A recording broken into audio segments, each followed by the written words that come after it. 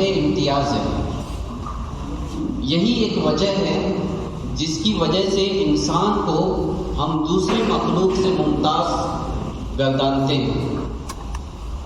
کچھ حضرات نے علم کو بھی وجہ امتیاز کہا ہے، لیکن للناس کا مطلب ہے جو دوسرے انسانوں کے لیے کام کرتا ہے. دنیا میں انسان کے علاوہ دوسری کوئی ایسی مخلوق نہیں ہے جو دوسروں کے لیے کام کرے، اور اس انسان کو دوسروں کے لیے کام کرنے کا مکلف بنا کر ہی اس روئے زمین پر بھیجا ہے.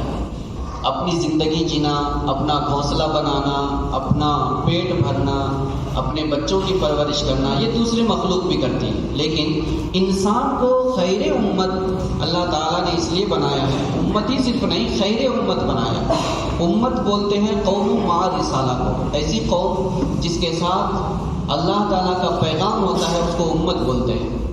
اس امت میں بھی بے شمار امتیں پیچھے گزر چکی ہیں، ان میں سب سے بہتر امت اور آخری امت اللہ تعالیٰ نے اس امت کو بنایا ہے. تو اس امت کی تخلیق میں کچھ نہ کچھ تو وجہ ہوگی، کچھ نہ کچھ تو فرق ہوگا، جس کی وجہ سے ہم کو خیر امت کہا جا رہا ہے. خیر امت مہم، یہ جو آل انڈیا امامس کونسل پورے ملک کے اندر ہر سال ربیع الاول کے مہینے میں پہلے حب النبی کے نام سے مہم چلاتی تھی، اب اسوہ رسول کے نام سے مہم چلاتی ہے. حب النبی ایک نظریاتی سلوگن ہے اور اسوہ رسول ایک عملی نعرہ ہے. ابھی جو موجودہ حالات ہے اس میں اسوہ رسول مہم کی بہت بڑی اہمیت ہے، اور ہم ہیں خیر امت، یہ ہم لوگوں نے اس لیے منتخب کیا ہے کہ اس وقت ملک کے جو ماحول ہے، اس ماحول کے اندر خاص طور سے مسلمان کہلانے والے لوگ اور مسلمانوں کی نئی جنریشن وہ اپنے امیج کو، اپنی خصوصیت اور امتیاز کو بھلا کر وہ اس راستے پر چل رہی ہے جن کو ہم خیر امت نہیں کہہ سکتے ہیں. اس لیے ارتداد کے راستے پر چلنے سے پہلے، بے دینی کی تہذیب کو قبول کرنے سے پہلے، اسلام کے خلاف کوئی بھی عمل کرنے سے پہلے ہم کو یہ احساس ہونا چاہیے کہ ہم خیر امت ہیں. ہم لوگوں نے دیکھا ہے جس وقت 3 طلاق بل کے اوپر قانون بنایا گیا، اس وقت ایک طرف مسلم کمیونٹی کی باپردہ خواتین کھڑی تھی جو یہ کہتی تھی کہ اسلامی شریعت کے اندر مداخلت ہم کو منظور نہیں ہے.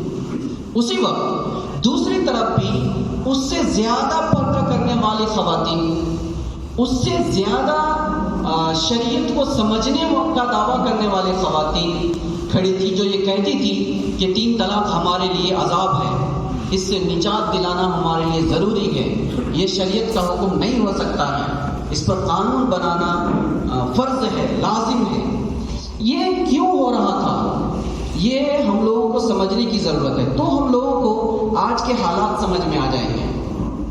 اصل میں اس ملک کے اندر جو ہمارا دشمن ہے، جس کو ہم لوگ RSS کہتے ہیں یا سنگ پریوار کہتے ہیں، RSS کے ساتھ مل کر کام کرنے والے جتنے لوگ ہیں وہ سب لوگ سنگ پریوار کہلاتے ہیں. ان کا مشن ہے اس ملک سے مسلم کمیونٹی کو ختم کرنا ہے، مسلم شناخت کو ختم کرنا ہے، مسلم تہذیب کو ختم کرنا ہے. وہ ختم کرنے کے لیے جب بھی ان کو کوئی قانون بنانا ہے یا کوئی فیصلہ کرنا ہے تو ان کے سپورٹ میں مسلمان نام کے لوگ کھڑے ہونا چاہیے. اس لیے میڈیا کے ذریعے سے، پروگراموں کے ذریعے سے، سوشل میڈیا کے ذریعے سے الگ الگ ویڈیوز، الگ الگ آڈیو، الگ الگ مقررین کی تقریرات، الگ الگ تحریروں کے ذریعے سے انہوں نے ذہن سازی کرنے میں اس حد تک کامیابی حاصل کری ہے کہ ایک بہت بڑی ٹیم ان کے لیے کام کر رہی ہے.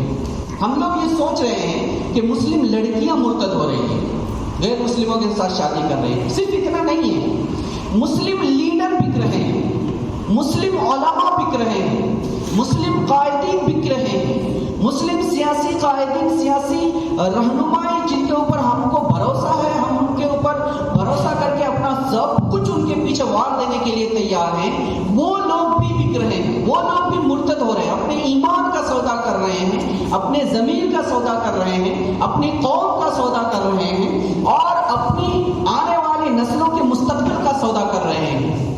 تو جب یہ صورتحال ہے، اس وقت تقریباً 11 مسلم تنظیمیں، جس میں مسلم راشٹریہ منچ ہے، مسلم مہیلا راشٹریہ منچ ہے، اخل بھارتی علماء پریشد ہے، آل انڈیا امامس آرگنائزیشن ہے جس کو عمیر الیاسی چلا رہا ہے، ایسے بہت ساری تنظیمیں، مسلم نام پر کام کرنے والی تنظیمیں RSS کے لیے کام کر رہی ہیں۔ کیوں؟ اس لیے کہ جب بھی BJP کو کوئی قانون نافذ کرنا ہوگا، جب مسلمان ادھر سے مخالفت میں کھڑے ہوں گے تو ادھر سے بھی وہ مسلمانوں کو کھڑا کریں گے کہ یہ اصل مسلمان ہیں جو ہمارے سپورٹ میں کھڑے ہیں۔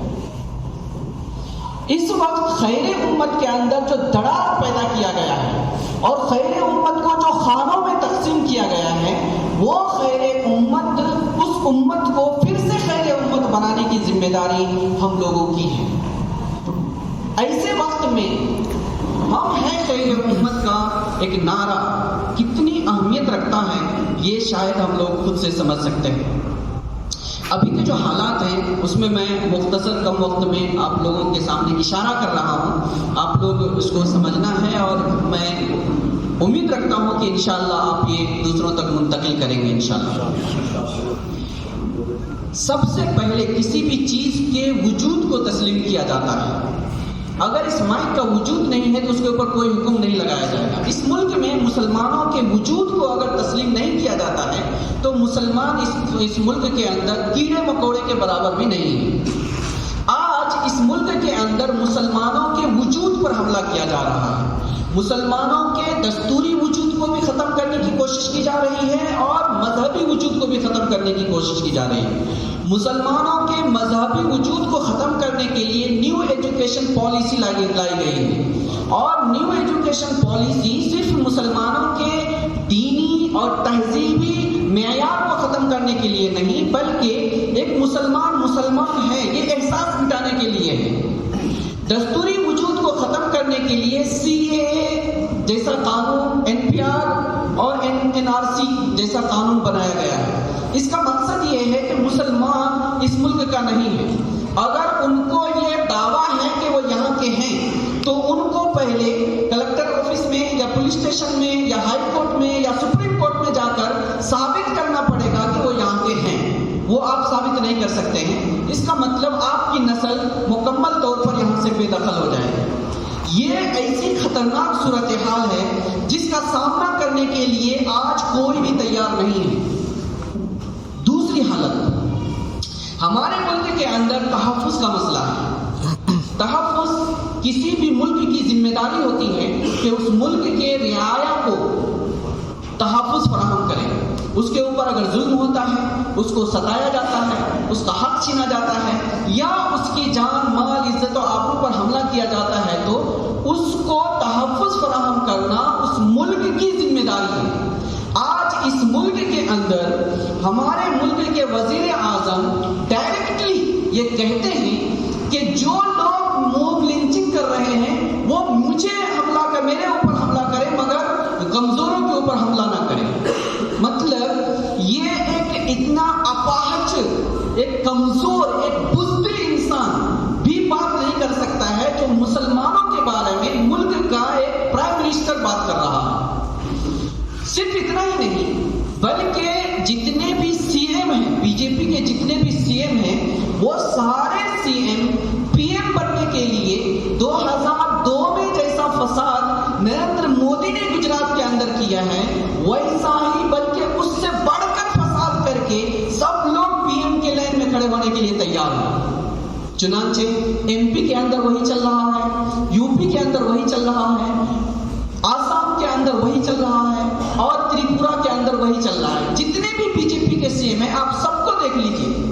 کچھ ریاستوں کے اندر ابھی خاموشی ہے، اس کے پیچھے دوسری حکمت عملی ہے، لیکن ہر CM یہ چاہتا ہے کہ میں کس طریقے سے سب سے بڑا مسلم مخالف بنوں تاکہ میں RSS اور BJP کا سب سے بڑا ہیرو بن جاؤں۔ اس کا مطلب اس ملک کے اندر مسلمانوں کو تحفظ فراہم کرنے کے لیے حکمراں تیار نہیں ہے۔ حکمراں ہی نہیں، یہاں کی جو پولیس انتظامیہ ہے، ہم لوگوں نے کل ویڈیو میں جو تریپورا سے آیا ہے اس میں ہم نے دیکھا ہے کہ پولیس والے جے شری رام کے نعرے لگا کر کے مسلم کمیونٹی کو خوف زدہ کرنے کی کوشش کر رہی ہے. اب آپ اندازہ کیجئے جس کمیونٹی کے خلاف محافظ لوگ، حکمراں لوگ ان کے خلاف کام کریں، وہاں پر اس کمیونٹی کو تحفظ کون فراہم کرے گا؟ یہ دوسرا اہم مسئلہ ہے. تیسرا اہم مسئلہ ترقی کا ہے. کسی بھی قوم کو باقی رہنے کے لیے حکومت کی طرف سے 3 چیزیں مہیا ہونی چاہیے: تحفظ، برابری اور انصاف. تحفظ، برابری اور انصاف. تحفظ ہر اعتبار سے، برابری حقوق کے اندر، اور انصاف جب ان کے اوپر ظلم ہوتا ہے. اگر یہ 3 چیزیں حکومت کی طرف سے کسی کمیونٹی کو ملتی ہیں تو وہ کمیونٹی آگے نہیں بڑھے گی تو بھی باقی رہے گی، مٹے گی نہیں.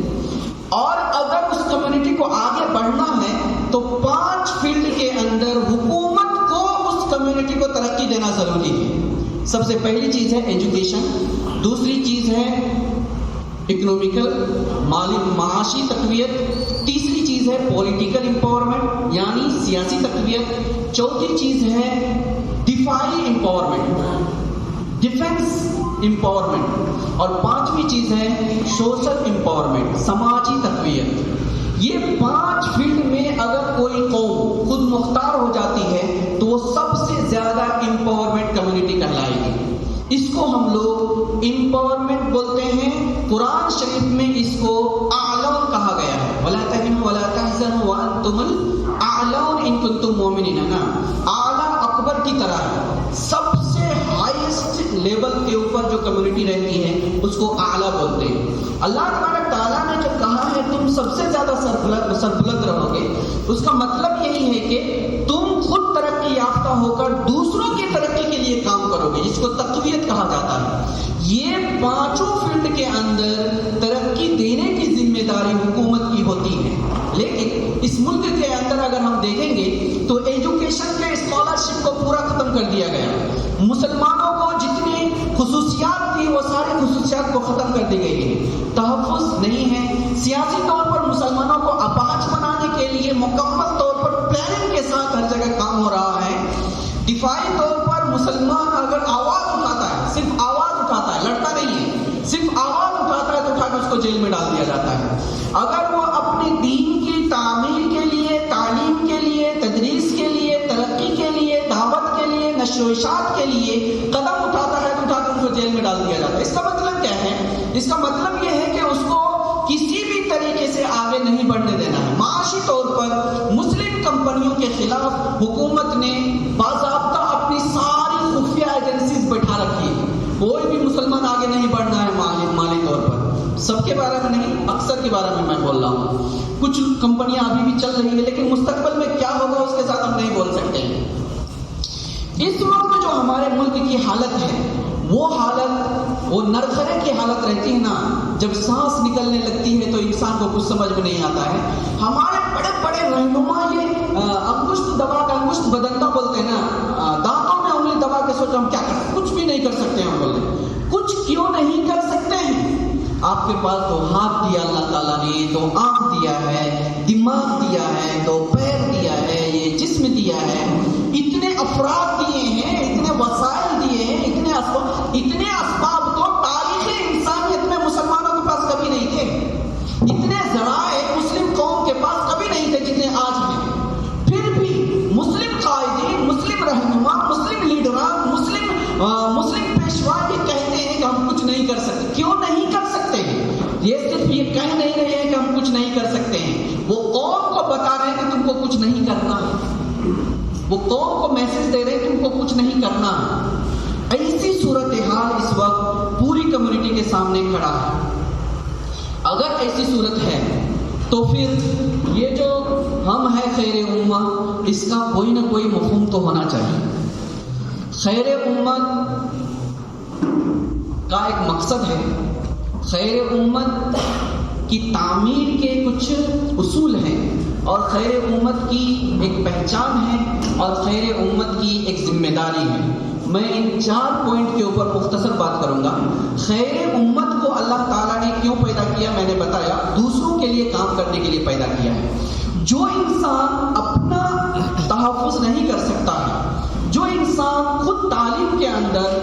معیشت کے اندر، سیاست کے اندر، دفاع کے اندر اور سماج اور معاشرے کے اندر خود کفیل نہیں ہے، وہ کس طریقے سے دوسروں کے لیے کام کر سکتا ہے؟ اس کا مطلب اس کو دوسروں کے لیے کام کرنے کے لیے خود کو خود کفیل ہونا پڑے گا، کام کرنا پڑے گا۔ آج ہم لوگ جب اصلاح معاشرہ کے لیے کام کرتے ہیں تو ہم لوگ اصلاح معاشرہ کا پروگرام کرتے ہیں، اصلاح معاشرہ نہیں کرتے ہیں، اصلاح معاشرہ کا پروگرام کرتے ہیں، بڑی بڑی کانفرنسیں، بڑے بڑے اجتماعات، بڑے بڑے پروگرام ہو گیا، ہمارا کام ہو جاتا ہے۔ میں آپ لوگوں کو ایک بہت ہی لجاجت کے ساتھ بول رہا ہوں کہ ہم لوگوں نے 95 سال سے 2 چیزیں سکھائی امت کو۔ ایک یہ کہ کوئی بھی مسئلہ پیش آیا ہے تو دعا کرنا ہے، دوسرا یہ کچھ بھی ہوا ہے تو صبر کرنا ہے، صبر کرنا ہے، دعا کرنا ہے، صبر کرنا ہے۔ میں ایسا سمجھتا ہوں، آپ لوگ اختلاف کر سکتے ہیں، میری رائے سے اختلاف کر سکتے ہیں، میں ایسا سمجھتا ہوں کہ دعا عبادت نہیں ہے۔ دعا میں عبادت کا اثر تب ظاہر ہوتا ہے جب اس کے پیچھے عمل ہوتا ہے۔ اگر عمل نہ ہو تو دعا سے کوئی فائدہ نہیں ہوتا ہے۔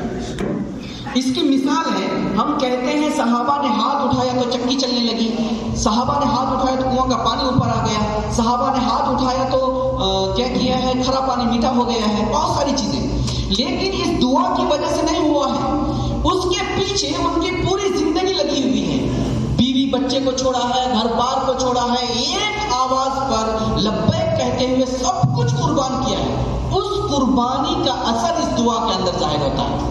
اگر ہم کو نتیجہ چاہیے تو RSS والوں نے دعا نہیں کیا 95 سال میں، RSS والوں نے کام کیا ہے۔ اگر ہم کو نتیجہ چاہیے تو عمل کرنا پڑے گا، تو دعاؤں کے اندر اثر ہو جائے گا۔ اور دوسرا حل جو ہم صبر بول رہے ہیں نا، اگر بستی میں آگ لگی ہوئی ہے اور ہم کو معلوم ہے کہ یہ آگ پورے بستی کو جلا کر خاکستر کر دے گی، ہم یہاں بیٹھ کر اگر کہتے ہیں کہ بھائی آپ لوگ دعا کرو اور صبر سے بیٹھو، آگ بجھ جائے گی، تو آگ بجھ جائے گی کیا؟ نہیں بجھے گی۔ اس وقت ہم کو کیا کرنا ہے؟ اس وقت ہم کو الیکشن کے موقع پر جیسے ہم لوگوں نے کہا 30,000 مرتبہ لا الہ الا انت سبحانک انی کنت من الظالمین پڑھو، انشاءاللہ فتح کی بدر کی طرح فتح ہو جائے گی، کچھ کرنے کی ضرورت ہے۔ ایک آدمی بھی جا کر کے ایک آدمی کو سمجھانے کے لیے تیار نہیں، بھائی ووٹ ڈالو، جا کر کے انصاف پسند لوگوں کو ڈالو، سیکولر آدمی کو ڈالو، جو اچھا آدمی ہے اس کو جا کر کے، وہ ایک آدمی سمجھانے کے لیے یہ 30,000 اور 40,000 اور 1,00,000 تسبیح پڑھ رہا ہے، ہو گئی نا جیت؟ اس سے جیت ہوتی نہیں ہے۔ آگ لگی ہوئی ہے، آگ لگ کر آپ کو جلانے کے لیے آ رہی ہے تو آپ کی ذمہ داری ہے بالٹی میں پانی بھر کے اس آگ کے اوپر ڈالنا، تب وہ آگ بجھے گی۔ صبر کا مطلب یہ نہیں ہے کہ آپ سہتے رہنا ہے، جھیلتے رہنا ہے، برداشت کرتے رہنا ہے، تحمل کرتے، یہ صبر کا مطلب نہیں۔ صبر کا مطلب ہے ضبط اور کنٹرول، صبر کا مطلب ہے استقامت اور پختگی، صبر کا مطلب ہے ثابت قدمی، صبر کا مطلب ہے اگر آپ تنے تنہا ہیں اور سب لوگوں نے آپ کا ساتھ چھوڑ دیا ہے، آپ کی کنپنی میں بندوق رکھ کے بولا جاتا ہے بولو جائے شری رام نے تو گولی مار دی، نہیں بول سکتے ہیں، نہیں بول سکتے ہیں، یہ ہے صبر کا مطلب۔ اگر آپ اکیلے تنہا حق کی آواز بلند کرنے والے ہیں، کوئی آپ کا ساتھ دینے والا نہیں ہے، اس وقت بھی آپ اپنے مشن سے نہ ڈگمگائیں، آپ کے پیر کے اندر تزلزل پیدا نہ ہو، آپ کے عقیدے اور نظریے کے اندر ذرہ برابر بھی اضمحلال پیدا نہ ہو، یہ ہے صبر کا مطلب۔ وَلِرَبِّكَ فَاصْبِرْ کا یہی مطلب ہے۔ ابھی جو خیر امت ہے، خیر امت کے بارے میں اللہ تعالیٰ نے 3 صفت بیان کی ہے، کنتم خیر امت اخرجت للناس تأمرون بالمعروف وتنہون عن المنکر وتؤمنون باللہ۔ تأمرون بالمعروف کے اندر صرف کلمہ پڑھانا نہیں ہے، کلمہ پڑھانے سے لے کر ایک انسان کو خود مختار بنانے تک کی جتنی محنت ہو سکتی ہے وہ عملی طور پر کرنا ہے۔ امر بالمعروف کا مطلب ہم لوگ کیا سمجھتے ہیں؟ ہم لوگ سمجھتے ہیں کہ میں نے کہا کہ بھائی صاحب نماز پڑھو، نماز نہیں پڑھ رہا ہے، میری ذمہ داری ختم ہو گئی، میں نے امر بالمعروف میں عمل کرنا نہیں کرنا اس کی ذمہ داری ہے۔ ہم لوگوں نے سب کس کے اوپر ڈالا ہے؟ اللہ تعالیٰ کے اوپر ڈال دیا ہے۔ اللہ توفیق دے گا تو ہو جائے گا۔ یہ توفیق اللہ تعالیٰ کب دیتا ہے؟ توفیق کی تعریف کرتے ہیں توجیہ الاسباب نحو المطلوب الخیر، اچھی چیز کے لیے اسباب مہیا کرتا ہے اللہ تعالیٰ۔ ہم لوگ اسباب نہیں اختیار کرتے، ہم لوگ ڈیوٹی پورا کرتے ہیں۔ ہم لوگ ایک بار کہہ دیے بھائی صاحب نماز پڑھو، ہم سمجھتے ہیں کہ ہماری ذمہ داری ختم ہو گئی. جب تک وہ انسان جو نماز نہیں پڑھ رہا ہے نماز پڑھنے نہیں لگ جاتا تب تک ہماری ذمہ داری ختم نہیں ہوتی، امر بالمعروف نہیں ہوتا. جب تک ایک انسان ظلم کر رہا ہے وہ ظلم نہیں چھوڑ دیتا تب تک نہی عن المعروف نہی عن المنکر نہیں ہو جاتا. جب تک ایک انسان ظلم بند نہیں کرتا، جب تک ایک انسان گناہ چھوڑ نہیں دیتا، جب تک ایک انسان برے عقیدے سے توبہ نہیں کر لیتا، جب تک انسان شراب سے تائب نہیں ہو جاتا، جب تک انسان زناکاری سے غلط تعلقات سے خود کو پاک صاف نہیں کر لیتا، تب تک امر بالمعروف اور نہی عن المنکر وجود میں نہیں. ایک وجودی امر ہے، وجودی امر ہے. الامر للوجود کے ساتھ للوجود بھی ہے. وجود کے لیے کام کرنا ہے تو امر بالمعروف ہو جائے گا، نہیں تو نہیں ہوگا. اور تؤمنون باللہ بولتے ہیں نا، تؤمنون باللہ کا مطلب ہم لوگ سمجھتے ہیں کلمہ پڑھ لیا، توحید رسالت آخرت کا یقین کر لیا تو ہو گیا تؤمنون باللہ. تؤمنون باللہ ولا تهنوا ولا تحزنوا وانتم الاعلون ان کنتم مؤمنین ہے نا، وہی تؤمنون ہے، اسی تؤمنون سے مومنین ہے.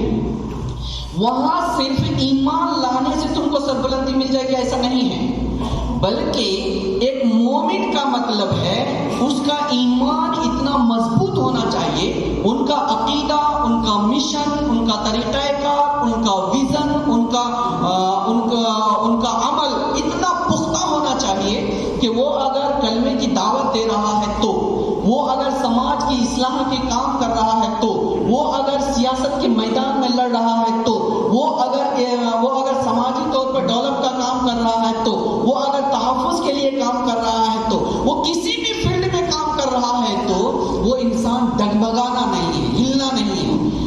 ابھی کیا ہوگا، ابھی ہم لوگ ادھر سے نکلیں گے نا، پولیس والے پوچھیں گے گیٹ پہ آپ کہاں سے آئے تھے، آپ اس پروگرام میں کیسے، امامز کونسل کے پروگرام میں کیسے آ گئے؟ وہ پولیس والے ان کے پیچھے پڑے ہوئے ہیں. ہم میں نہیں آیا تھا، مجھے ایک آدمی بول دیا تھا اس لیے میں غلطی سے آ گیا ہے.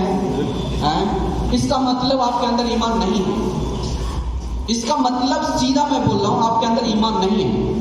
بھائی وہ صحیح کام کر رہے ہیں، حق بات بول رہے ہیں، اس لیے ہم آئے تھے. اس میں کیا انہوں نے غلط کہا ہے جو ہم کو نہیں کرنا چاہیے؟ کون سی بات انہوں نے قانون کے خلاف، ملک کے خلاف، قوم کے خلاف، امت کے خلاف، ملک کے انتظامیہ کے خلاف کیا ہے وہ ہم کو بتائیے، ہم ان کو بولیں گے، وہ نہیں کرے گا. یہ اگر ہمارے اندر ہے تو ہمارے اندر ایمان ہے.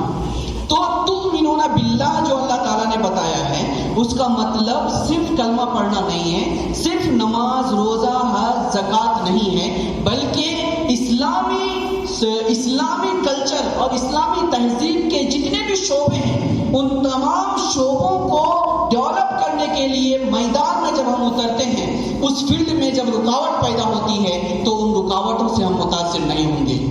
یہ ہے خیر امت کا مقصد. خیر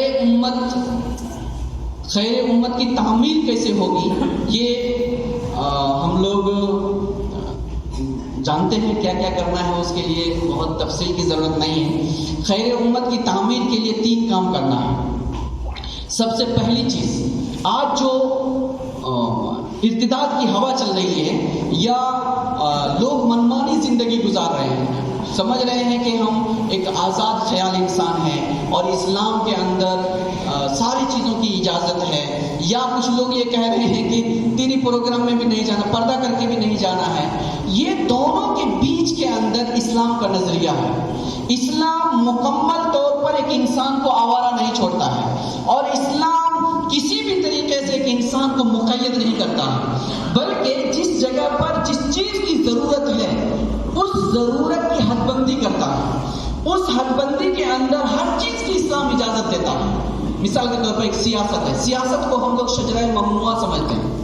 اسلام جو اسلام ہے، ہم ایسا سمجھ رہے ہیں جو اسلام ہے وہی سیاست ہے، جو سیاست ہے وہی اسلام ہے. اسلام سیاست سے الگ کوئی چیز نہیں ہے اور سیاست اسلام سے کوئی الگ چیز نہیں ہے. اگر کوئی انسان یہ کہتا ہے کہ مجھے سیاست سے کچھ لینا دینا نہیں ہے تو دوسرے الفاظ میں وہ یہ کہہ رہا ہے کہ اسلامی سسٹم سے مجھے کوئی لینا دینا نہیں ہے. کیوں؟ سیاست کا مطلب ہے امور مملکت کو اس ڈھنگ سے ترتیب دینا کہ تمام رعایا کو اس کے حقوق برابری کے ساتھ تناسب کے حساب سے ملے.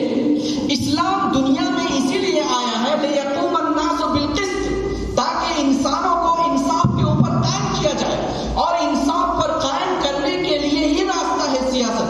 کانت بنو اسرائیل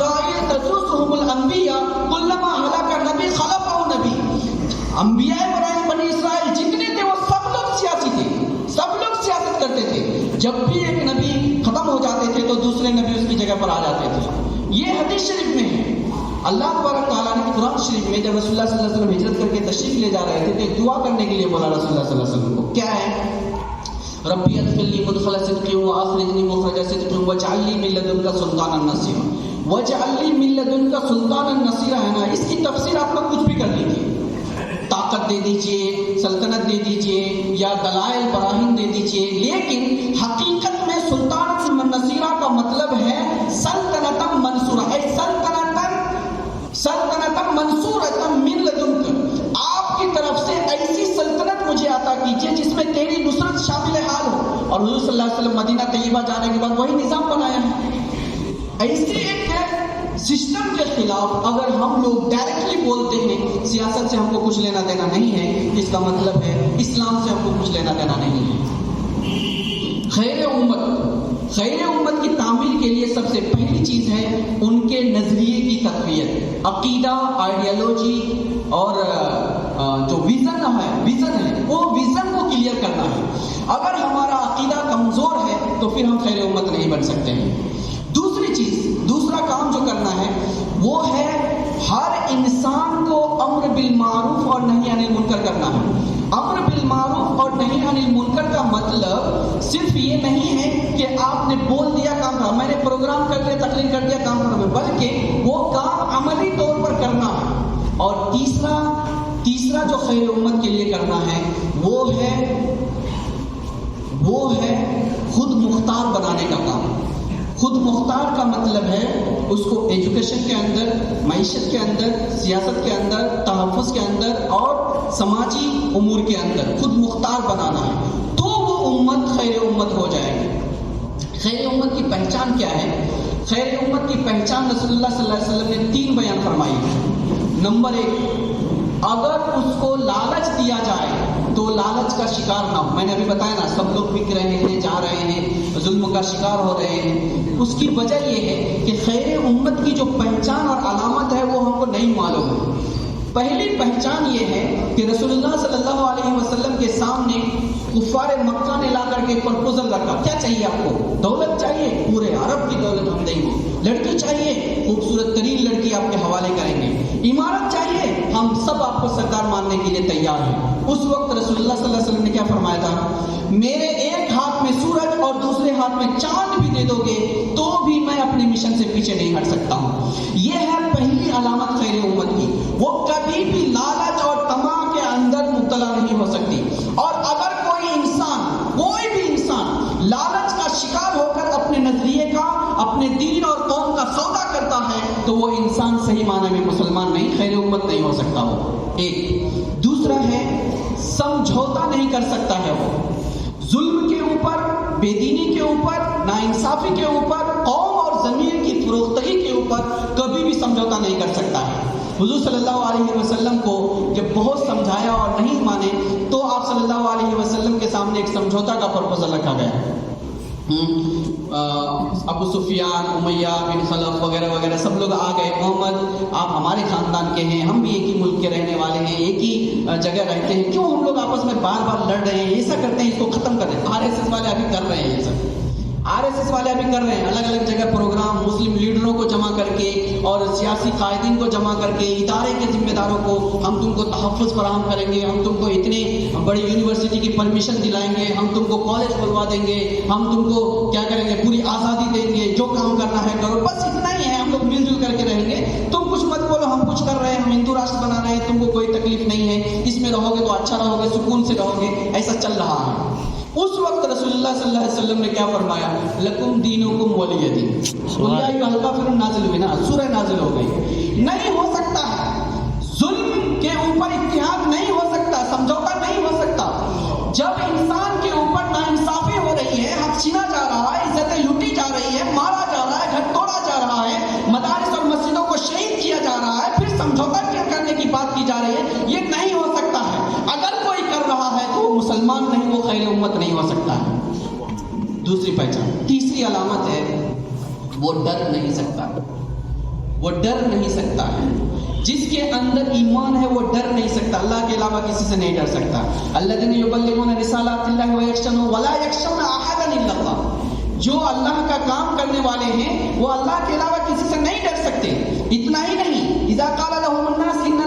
قد جمعوا لكم فاخشوهم فزادهم ایمانا وقالوا حسبنا اللہ ونعم الوکیل. جب ان سے کہا جاتا تھا ارے کیسر و کسرا جمع ہو گئے ہیں اور کفار اور مشرکین سب جمع ہو گئے اکٹھے ہو، تم کو ڈرنے کی ضرورت ہے.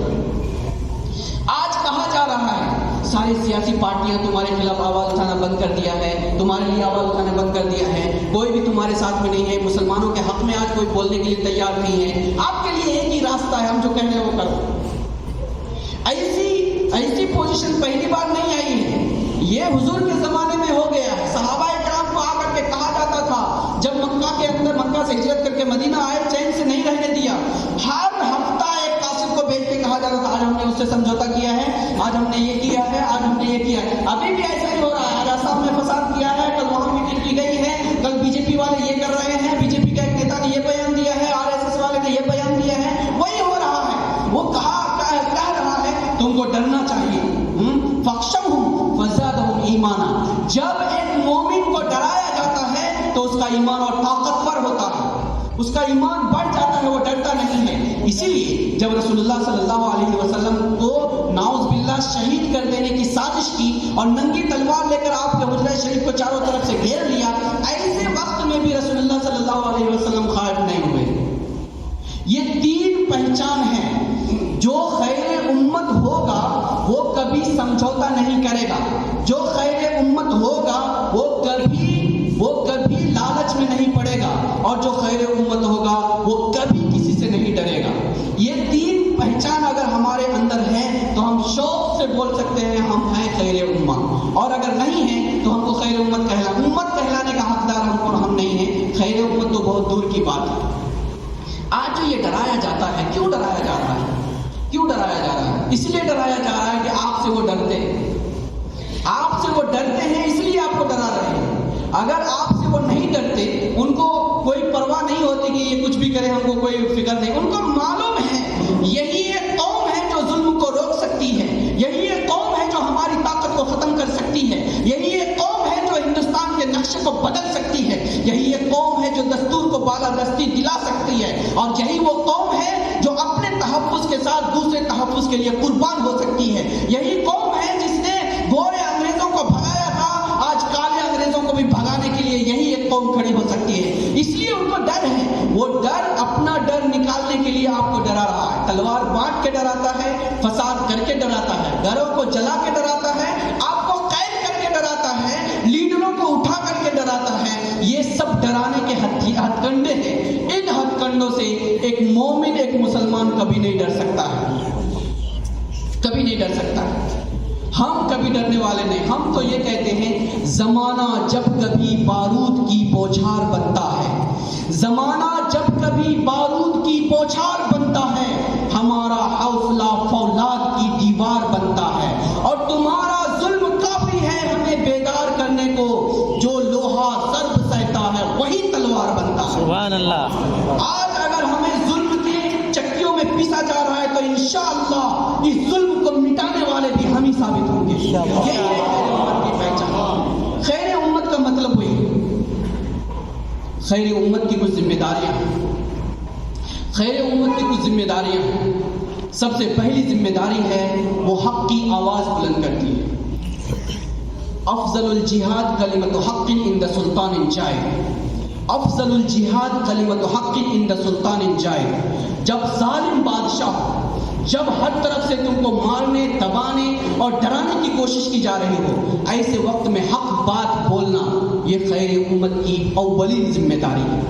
آج دوسرے قوموں نے ہماری نسلوں کو یہ بتایا ہے، اے تم مسلم لڑکی ہو، کالج میں پڑھتی ہو، تم کو عزت بچانا ہے تو سنگ پریوار کے پاس آ جاؤ. تم نوجوان ہو، تم کو عزت کے ساتھ رہنا ہے، ڈرنا نہیں ہے تو تم بجرنگ دل میں شامل ہو جاؤ. تم مسلم لیڈر ہو، رہنما ہو، تم کو اگر صحیح معنی میں ادارہ بچانا ہے، قوم کو بچانا ہے، اپنی عزت بچانا ہے، تمہاری فائل ہمارے پاس ریڈی ہے. کتنا پیسہ کمایا ہے، کتنے کی بلڈنگ بنایا ہے، کتنا پیسہ باہر سے لایا ہے، کتنا پیسہ گھر میں چھپا کے رکھا ہے، وہ سب ہمارے پاس موجود ہے. یا تو ہمارے ساتھ آ جاؤ، نہیں تو جیل میں جانے کے لیے تیار ہو جاؤ. یہ پورا کر رہا ہے. ایسے وقت میں بھی ہم کو حق آواز بلند کرنا ہے، آواز حق بلند کرنا ہے. ظالم ہر طرح سے آپ کو دبانے کی کوشش کرے گا. باہر سے پیسہ منگانا جرم نہیں ہے. اگر جرم ہے تو اس کے پہلے RSS کی انکوائری ہونی چاہیے. اس ملک میں سب سے زیادہ باہر کی فنڈنگ RSS کو ہو رہی ہے. اس ملک کے اندر باہر کی فنڈنگ کو سب سے زیادہ استعمال کرپشن اور فساد کے لیے RSS کر رہا ہے. اس کی انکوائری ہونی چاہیے. باہر سے فنڈنگ لانا یہ کوئی جرم نہیں ہے. یہ ایک بہانہ بنا کر جو غیر مجرمانہ چیز ہے اس کو مجرمانہ بنا کر کے مسلمانوں کو مبہوت اور مرعوب کرنے کی کوشش کی جا رہی ہے. حق بات بولنا ہے چاہے کچھ بھی ہو جائے, چاہے ہم کو سلاخوں کے پیچھے جانا پڑے, چاہے ہم کو پھانسی پہ لٹکنا پڑے, چاہے ہم کو گولی کھانا پڑے, ہم کو حق بات بولنا ہے. یہ خیر امت کی پہلی ذمہ داری. دوسری ذمہ داری ہے انصاف کا قیام.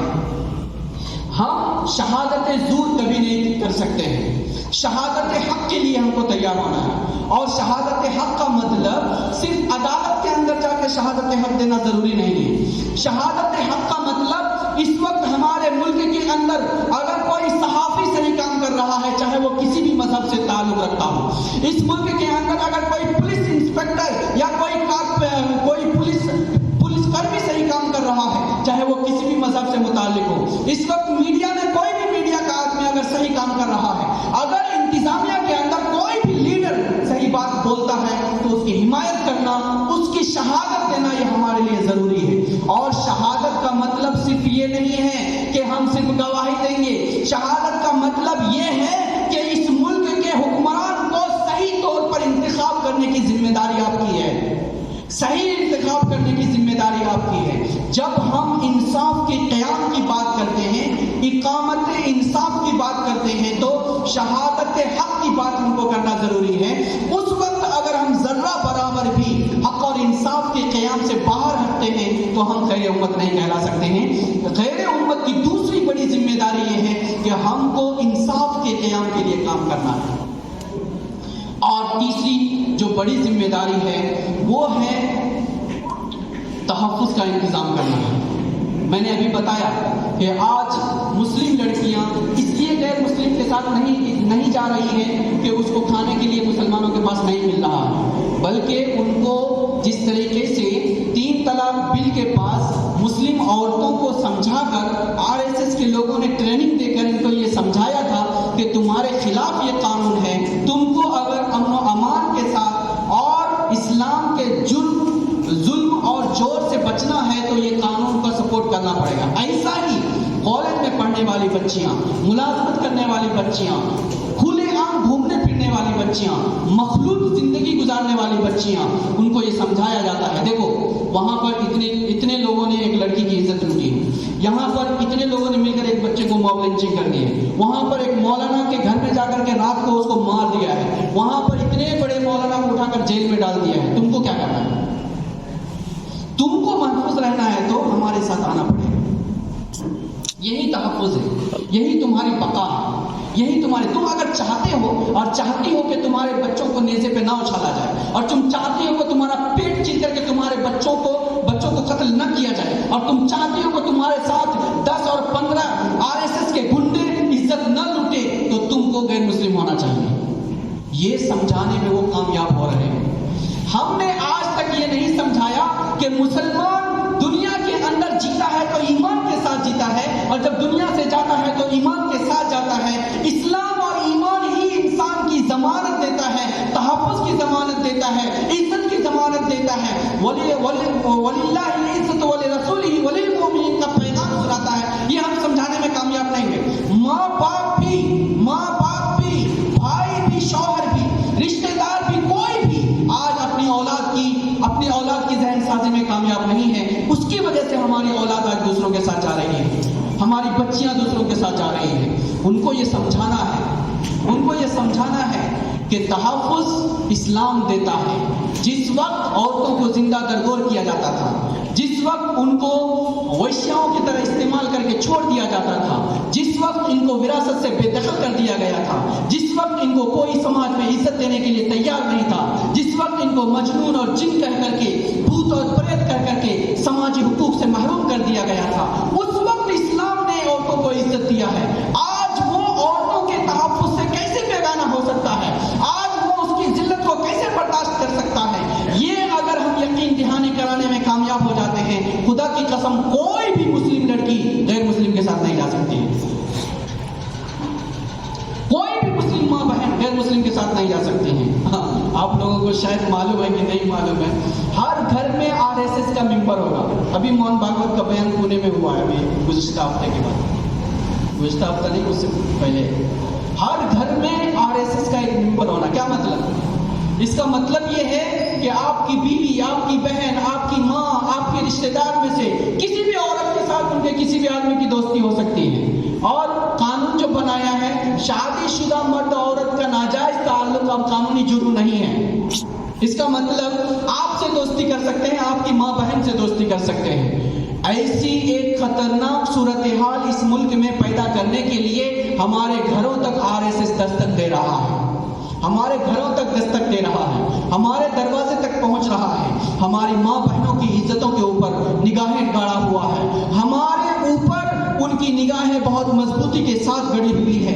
کیا ہم لوگ ایسی صورت میں ایک بیگانگی کی زندگی جینے کے لیے تیار ہیں اور پھر ہم اپنے آپ کو خیر امت کہلا سکتے ہیں؟ نہیں کہلا سکتے.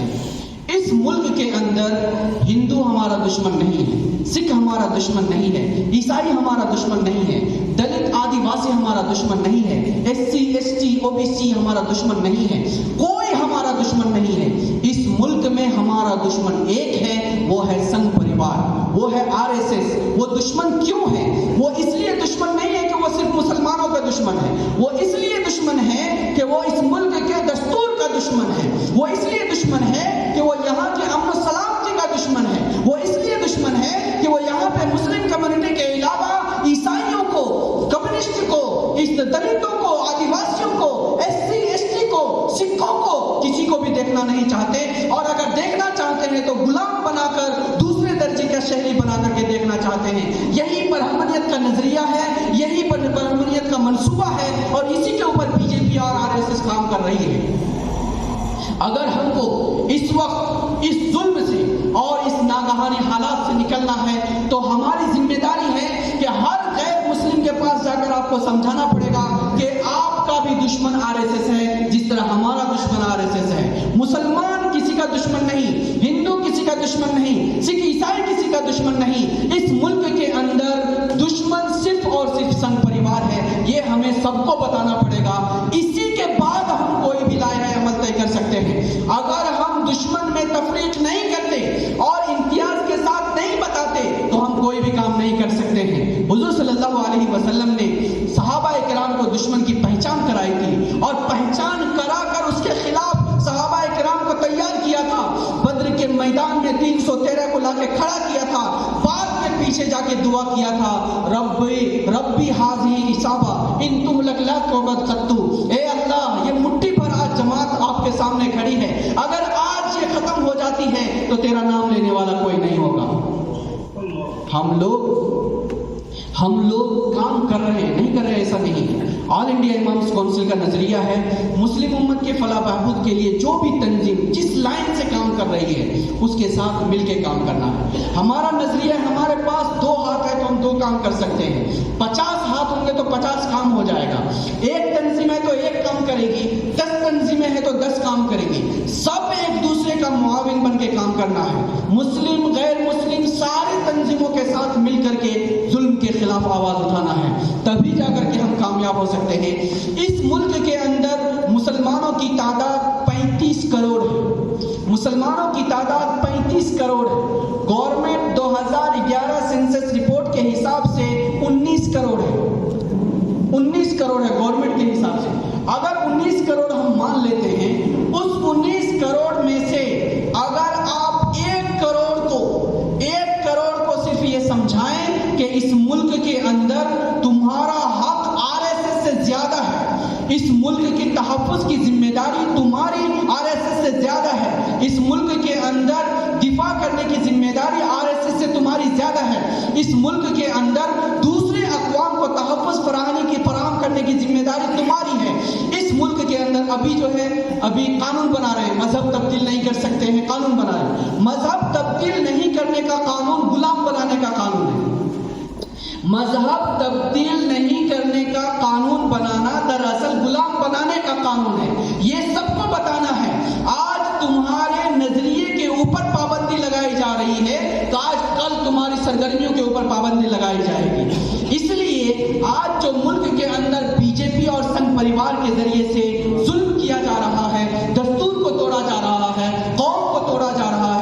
مسلمانوں کو تمام کمیونٹی کے سامنے دشمن بنا کر پیش کیا جا رہا ہے، اس کے بارے میں بیداری پیدا کرنے کی ذمہ داری اس خیر امت کی ہے۔ اور خیر امت کا صرف اتنا کام نہیں ہے، خیر امت اس روئے زمین پہ اس لیے آیا ہے تاکہ پوری انسانیت کو انصاف دلائے، ہر جگہ امن اور شانتی پیدا کرے، ظلم کو ختم کر کے انصاف کو لاگو کرے، ساری انسانیت کے اندر بھائی چارہ پیدا کرے۔ کوئی مسلمان کا دشمن نہیں ہے۔ حضور صلی اللہ علیہ وسلم نے جو پہلی جمہوری ریاست قائم فرمائی تھی اس کے اندر سب لوگ شامل تھے۔ ایسا ہی ایک دستور ہمارے ملک کے اندر ہے، اس دستور کے دائرے میں رہتے ہوئے آل انڈیا امامز کونسل مسلم امت کے تحفظ کے لیے، تعلیمی، سماجی، معاشی امپاورمنٹ کے لیے کام کر رہی ہے۔ اس کے لیے ہم آپ حضرات سے امید کرتے ہیں کہ آل انڈیا امامز کونسل کے ساتھ مل کر آپ حضرات کام کریں گے، اور انشاءاللہ اگر سب لوگ مل کر کے ساری تنظیمیں ہر فیلڈ کے اندر کام کرے گی اور ایک دوسرے کا معاون بن کے کام کرے گی تو انشاءاللہ یہ ظلم زیادہ دن تک باقی نہیں رہے گا۔ زمانے میں ہم تاریخوں میں ہم نے اس طرح کے ظلم بہت سارے دیکھے۔ آج جو کچھ انڈیا میں ہو رہا ہے RSS کی طرف سے یا BJP کی طرف سے، یہ پہلی بار نہیں ہو رہا اور مسلمانوں کے لیے بالکل نیا نہیں ہے، مسلمانوں کے لیے بالکل نیا نہیں ہے۔ مسلمان حالات سے گھبراتا نہیں ہے، حالات سے ڈرتا ہے۔ مسلمان حالات سے ڈرتا نہیں ہے، مسلمان حالات کو دباتا ہے۔ مسلمان حالات کے سامنے جھکتا نہیں ہے، حالات کو مسلمان جھکاتا ہے۔ مسلمان حالات سے کبھی سمجھوتا نہیں کر سکتا ہے، مسلمان ظالموں کو سمجھوتا کرنے پر مجبور کرتا ہے۔ مسلمان کبھی بھی اپنی دین، عقیدے، نظریے، تہذیب کا سودا نہیں کرتا ہے۔ مسلمان عزت کے ساتھ دنیا کے اندر جیتا ہے اور جب جاتا ہے تو شہادت کی موت مر کے اللہ کے سامنے عزت کے ساتھ حاضر ہوتا ہے۔ یہ اسلام کا نظریہ ہے۔ انشاءاللہ اگر آپ حضرات تیار ہیں، آل انڈیا امامز کونسل آپ اپنی تحفظ کے لیے کام کیجئے، دفاع کے لیے کام کیجئے، لیکن دو چیزوں کو سامنے رکھیے۔ ہم مسلمان ہیں، اسلام کبھی بھی کسی کے اوپر ظلم کرنے کی اجازت نہیں دیتا ہے۔ ہم ہندوستانی ہیں، اس لیے ہندوستانی دستور کے دائرے میں رہ کر، اسلامی اصول کے دائرے میں رہ کر کے ہم کو اس ملک کے اندر کام کرنا ہے۔ اس ملک میں مسلم امت کی تعمیر، ترقی کے ساتھ ساتھ غیر مسلموں کو بھی، ان دلتوں، آدیواسیوں اور SC ST OBC لوگوں کو بھی تحفظ فراہم کرنے کی ذمہ داری، ان کو بھی تعمیر و ترقی کے راستے پر گامزن کرنے کی ذمہ داری آپ کی اور مسلم امت کی ہے۔ اگر آپ اس کے لیے تیار ہیں تو حالات ہمارا کچھ نہیں بگاڑ پائے گا۔ ایسا ہو سکتا ہے آج میں یہاں بول رہا ہوں، کل میں جیل کے سلاخوں کے پیچھے ہوں۔ ایسا ہو سکتا ہے کہ آپ لوگ آج یہاں بیٹھے ہیں، کل بہت سارے لوگ بولنے کے لیے تیار نہیں ہوں گے، لیکن مسلم امت بانچ نہیں ہوئی ہے۔ آج میں کھڑا ہوں، کل دوسرا آدمی یہاں ضرور کھڑا ہوگا۔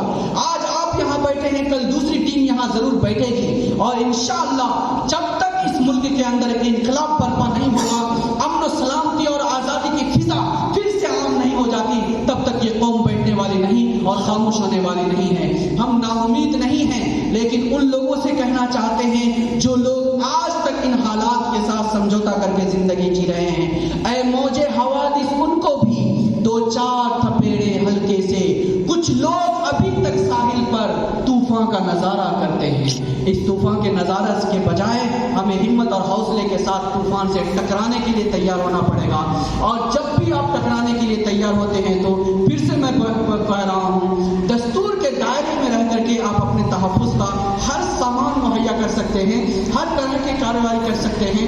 اگر آپ میں سے کسی کو بھی اٹھا کر جیل میں ڈالا جاتا ہے، پوری کمیونٹی پولیس اسٹیشن پہنچنا ہے، پوری کمیونٹی پہنچنا ہے۔ اگر آپ کے اوپر پابندی لگائی جاتی ہے، اگر آپ کے ملک کے دستور کے خلاف کوئی قانون نافذ کیا جاتا ہے، آپ کے خلاف قانون نافذ کیا جاتا ہے، تو اس قانون کے خلاف جمہوری طریقے سے قانونی لڑائی ہم کو لڑنا ہی پڑے گا۔ اس کے علاوہ دوسرا کوئی حل نہیں ہے۔ انشاءاللہ اگر ہم لڑیں گے، ہماری جیت ایک نہ ایک دن یقینی ہوگی، اور جس دن ہماری جیت ہوگی وہ ہندوستان کی جیت ہوگی، ہماری نسلوں کی آزادی کی جیت ہوگی، اور اس جیت کے لیے ہم ہر طرح کی قربانی دینے کے لیے تیار ہیں۔ دل بدل سکتے ہیں، جذبات بدل سکتے ہیں، ملک کے فکر و خیالات بدل سکتے ہیں، دل بدل سکتے ہیں، جذبات بدل سکتے ہیں، ملک کے فکر و خیالات بدل سکتے ہیں، دور موجود کے دن رات بدل سکتے ہیں۔ ہم بدل جائیں تو یہ حالات بدل سکتے ہیں۔